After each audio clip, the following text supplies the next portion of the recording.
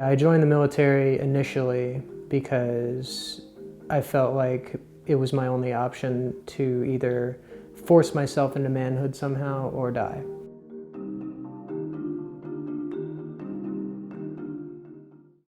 I wouldn't say that I felt like I was in the wrong body as much as I was in the wrong role. Gender boils down to a lot more than just your physical form.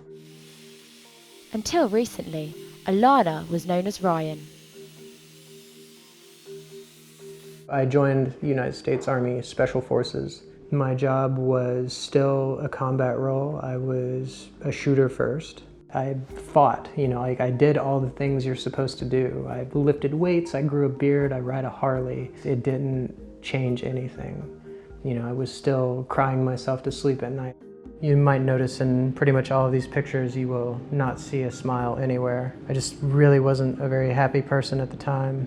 I was very conscious that I was playing a part that wasn't really me. I felt forced into something.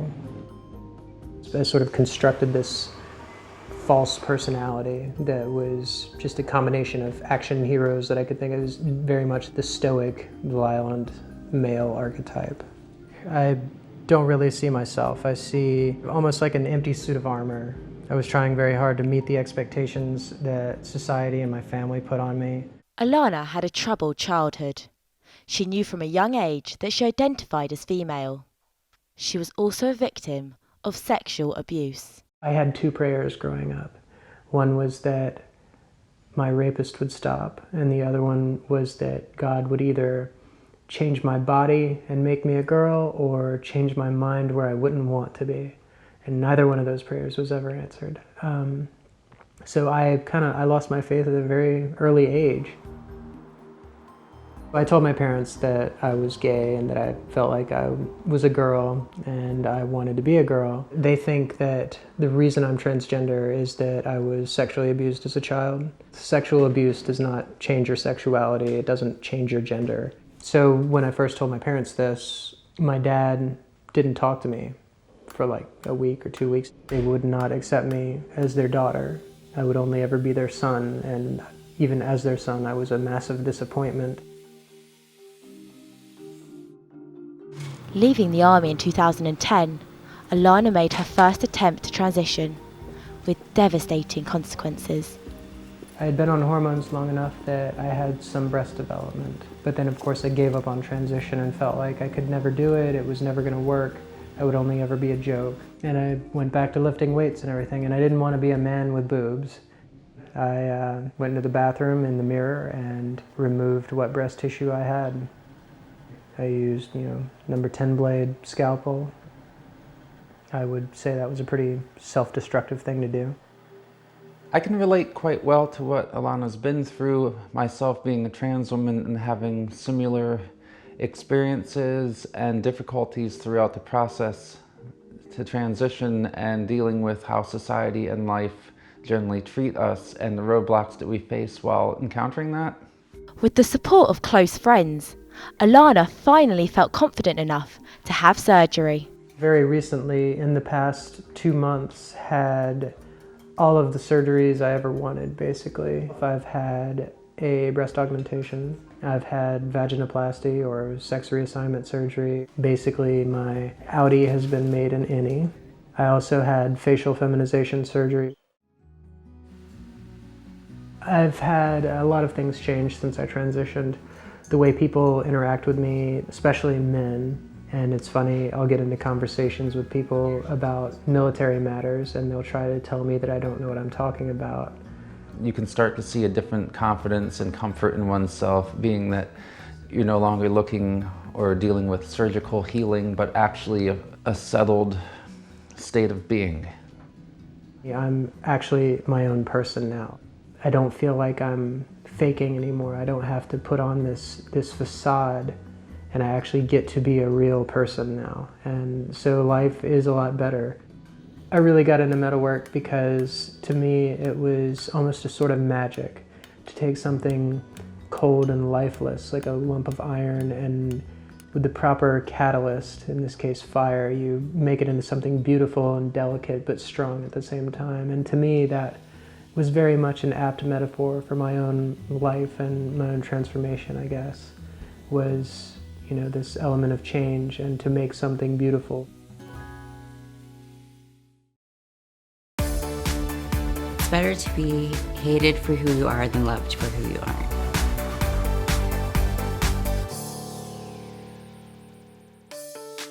"17-year-old Brittany Cade dreams of being a model, but from an early age she struggled with her body and her identity. I think I first realized that I was born in the wrong body when I was 3 or 4 years old, when I would play with normal toys that girls would, and not normal boy toys. I was suppressing all my feelings of just wanting to be myself. Brittany was born a male named Brandon. I started to notice that Brittany was identifying as a female probably around 18 months too, when the child started walking. She wanted to wear my high heels. She wanted to dress up and play with the girl toys. I noticed really young, you know, she was just a depressed, kind of sad child. And it really worried me, it really concerned me. Brittany's struggles were made harder by bullies who left her too terrified to return to school. Peers were not very nice to me at school. I've been punched in my stomach. I've been trampled by other kids at school. I've had my hair pulled. I've been pushed, shoved. Yeah. It was just very hard for me, and I was miserable, and I needed to take a step back and find out who I was. But since being homeschooled and starting her transition, her whole life has been transformed. I started taking hormones when I was 15. Emotionally, I was very happy. I had finally found out what I was, and I was able to do what I always wanted to. I was probably the most happy I've ever been. I'm happy. I think that's all that matters. I love myself. I've not had any cosmetic surgery. I don't know if I plan on having gender reassignment surgery as of now. That's still a big question, and I will continue to think about that in the future. Brittany has always had the support of her mother and stepfather. Brittany has changed a lot mentally during her transition. She's brightened up. It's like watching a flower bloom. I've seen her grow and lose her insecurities, stand up for herself, stand up for other people, become compassionate, and she's self-driven. Seeing her blossom and making the choice to become a woman, it seems so natural. It's hard for me to look back and see Brendan. I love her very much. I'm very proud of her. She's one of the bravest people I know. And she has their full backing in her dreams of becoming a model. The way I feel about my body today is a whole different change. I'm a lot more confident, and I think that shows on the outside too. Brittany's newfound confidence is extending to all areas of her life. I just broke up with a guy that I had been with for 2 years, so I'm single right now. I don't think it's that important to be in a relationship. As long as you are okay with yourself and accept yourself, then that's all that matters. You don't really need anyone else in your life, aside for some close family members and friends. I guess something that I would like to say, or any advice I'd give to other people that have been in my situation in the past, is never give up. You're never alone. There's always a light at the end of the tunnel.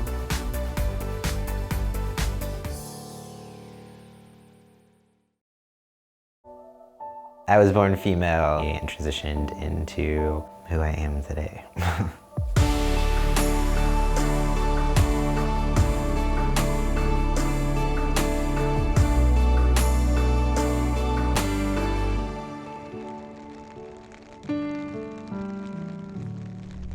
My name is Cody Harmon. I'm 31 years old, and I have undergone gender reassignment surgery and hormone therapy and transitioned.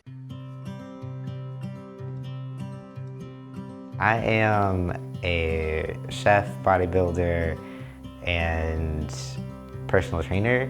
I've been married, divorced, I've been a lesbian. I've transitioned into the opposite gender, all before the age of 30.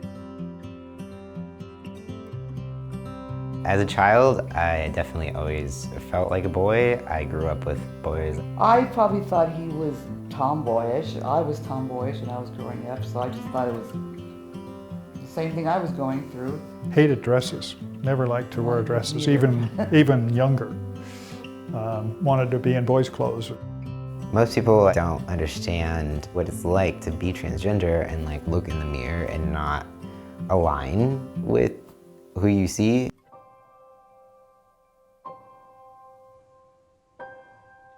I met my ex-husband, that's weird to say, in 2007, and we got married in 2008, so it was pretty quick. So it wasn't like we dated for years and then we were like, all right, I guess we should get married. It's a little strange watching this back.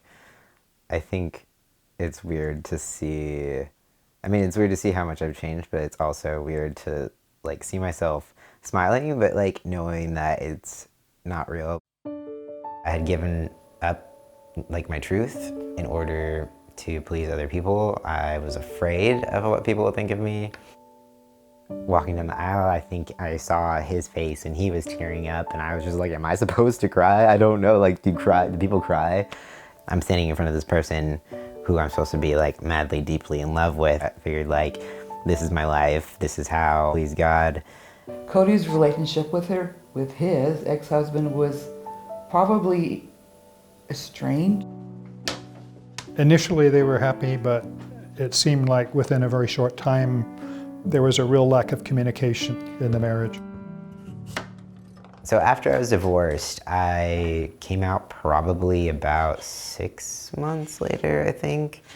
I was terrified to tell people like I was gay. When Cody first came out being gay, at that time, I sensed it already. It was like instinct, so I wasn't surprised. But then, well, what about a transition? Now that was a surprise to me, because I wasn't ready for that. Coming out as trans was definitely harder than coming out as gay because it involves a lot of change. Unlike some parents that you see around the world, we just decided we're going to love him and accept it and support him and give him as much support as we possibly could.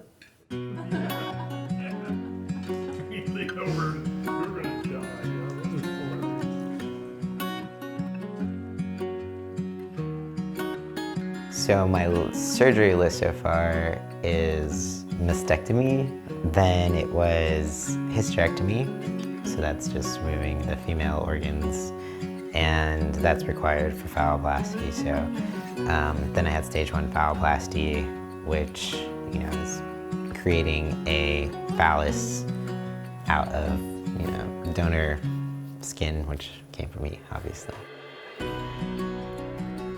Phalloplasty was important to me because I feel like it was just kind of that last piece of the puzzle, just to feel comfortable in my own self, in my relationships. It doesn't mean that everyone needs it, but it definitely completed me.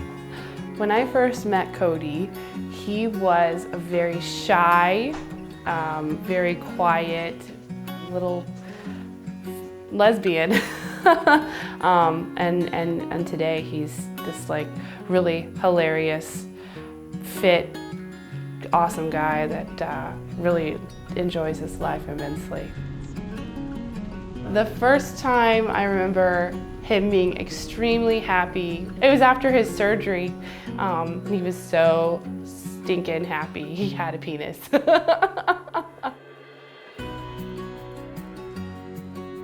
My next surgery would be like stage 2 phalloplasty. Stage 1 phalloplasty, they create your phallus and all that stuff, but you can't get erect without an implant, so that would be stage 2.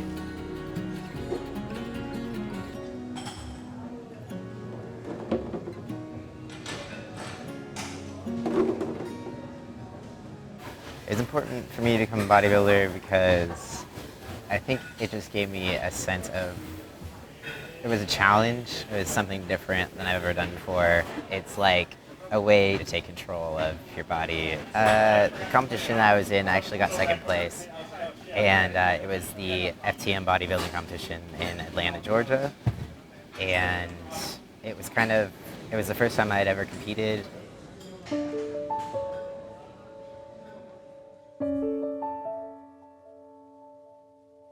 He looks like a guy, acts like a guy, and I think most people that have met him really accept him. One of my neighbors saw him running by, because he was running for years, and she said, "Dang, Cody looks good. He's a handsome kid," because she knew about the transition. I said, "Yeah, he is."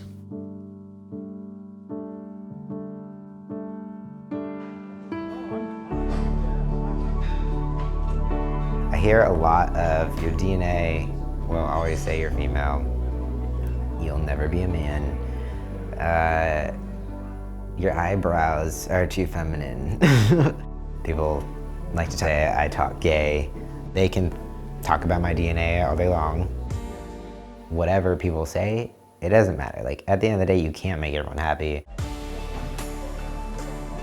If I had one message I was trying to spread, it would just be like, don't let fear run your life. I did that for way too many years, and if I regretted anything, that would be it. Would just be like putting my life on hold just because I was afraid of what people would think of me and that people wouldn't accept me. But it's like self-acceptance is way more important, and your happiness is way more important, and people are gonna follow. Like, they're gonna see your truth, they're gonna see your happiness, and that's like the most important thing in life, and everything else should follow.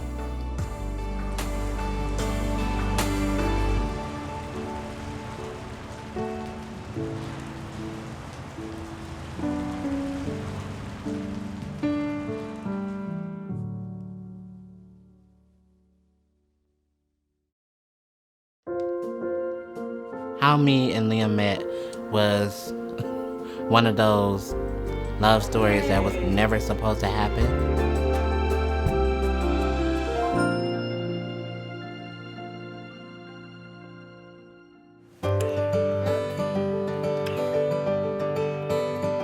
I never imagined to fall in love with somebody like Liam.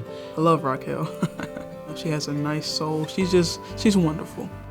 I feel like I can completely be myself around Raquel. She doesn't try to change me. She makes it totally comfortable. It feels good to be with someone who understands what I'm going through. Raquel and Liam started life knowing that they'd been born into the wrong gender. I think I was about 5. So at a young age, it just really didn't feel right. I remember being in kindergarten and sitting on a placemat. A young girl walked in and I was like, I really like her dress. Like, I want a dress like that. And I just remember growing up, like, always wondering, why did I have to be different? After coming out as trans to their friends and family, they began the hard process of transitioning. And it was during this time that the pair met. I think I began to like her before she began to like me. I didn't intend for that to happen, but it did. After becoming a fully fledged couple, they made the tough decision to put their transitions on hold. Before we got together, we did discuss that, hey, I want children. So that was always in the back of our heads. I always want to feel comfortable, and the world we live in doesn't always do that. It's unfortunate. It was a bittersweet experience watching Liam have pregnancy because I knew he wasn't happy with himself. I was happy during the pregnancy, I will say that, because I was grateful, but I didn't really want that experience. And in March of last year, their daughter Aspen was born. Due to the new Trump administration, there have already been steps made to withdraw laws for trans people in the US. And so Raquel and Liam worry about how their lives will be affected in the coming years. We're in such a dire state of emergency, especially trans women. We've always been the country that embraced diversity, and to see this country that I used to be so proud of kind of change into a day where I can't wake up and not be in fear of what's going on with Donald Trump. I'm scared of what that future looks like for me and my family. The future for us as a family would be to raise our child the best way that we can, make Aspen a great person. Happy birthday, dear Aspen. Happy birthday to you.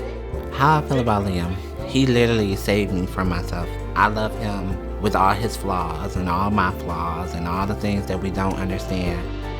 It's always gonna be Raquel and Liam.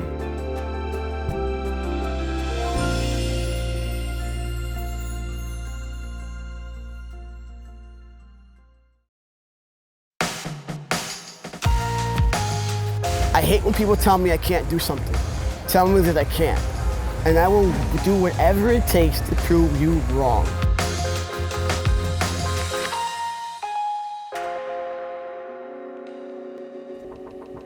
Personal trainer Tommy Morrell hopes his career in bodybuilding can inspire a new generation of trans men and women. I'm a real like hardcore gym rat. I'm in the gym 7 days a week. I don't think that people should make a deal whether I'm trans or not. You know, at the end of the day, I look male, so what's the problem? Born to Mara Morrell, Tommy began transitioning in 2011 after battling with his appearance for years. I lived my life as a female for as long as I could. I was becoming more and more miserable every day. So do I try to live by this standard, this box that people want me in? Raised in a deeply religious household, Tommy was worried about how his parents would react when he told them he was trans. My dad's a pastor, so I'm a pastor's kid. And my mom also helps in the ministry with my dad. Telling them I was not just gay, but I was trans was like, I knew I was dropping a bombshell on them. And my dad was like, oh, you know, I know since you were 4 years old, you know, and like he had seen all the signs and stuff like that, but you know, he was in denial. My mom, she started crying, and that really broke my heart. My parents did a couple things that I thought were really cool. They read books on how to reconcile their spiritual relationship with their higher power, so we get along great. At the beginning, I thought it was just a phase, but then he came out saying that he was transgender. I think that takes a lot of strength. I admire my son. In addition to his bodybuilding commitments, Tommy has found new motivation in the form of Ava, his girlfriend. Like Tommy, Ava is also trans. Me and Ava do have like that spark, which was what I went for. She's awesome. How does it feel to have a bodybuilder boyfriend? When he's undressed, it's great. He is making me communicate better and open up more because I've been very shut down. I don't open up about my feelings, and he's trying to pry it out of me. Tommy first began his bodybuilding career competing in trans competitions with great success. But last year, he stepped up his game and entered into the toughest competition yet, the MPC Fort Lauderdale Men's Cup. Winning the MPC Fort Lauderdale, the third place. My proudest moment as a bodybuilder was being in that arena and with a bunch of like dudes and getting over my fear. I mean, winning the FTM overall competition was nice, but being at a disadvantage and winning was me like that was more heartfelt. I had a big burger after that. It's not easy to be honest in this world, right? That's one of the things that I admire most of him is the honesty of wanting to not live a lie. My main motivation is my family, for one. I definitely want to make my mom, my dad, and my little brother and people around me, my family, my friends, I want to make them proud.